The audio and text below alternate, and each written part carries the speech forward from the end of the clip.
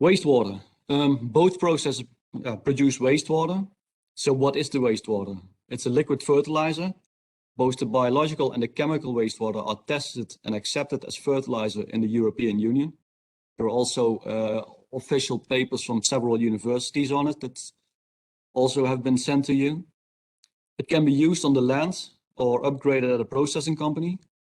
It should not be stored with the manure or the slurry because toxic gases can form. And of course, local regulations always apply. For the chemical wastewater, as we said, ammonia sulfate, a nitrogen content between 28 and 58 kilograms per cubic meter.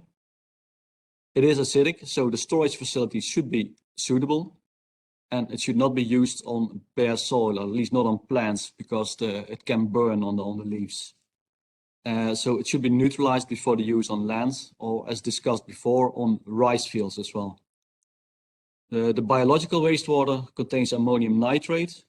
It is a very low nitrogen content, about 2.8 kilograms per cubic meter, but it can also be used directly on the land. So it's much easier to use, but there is a bigger volume.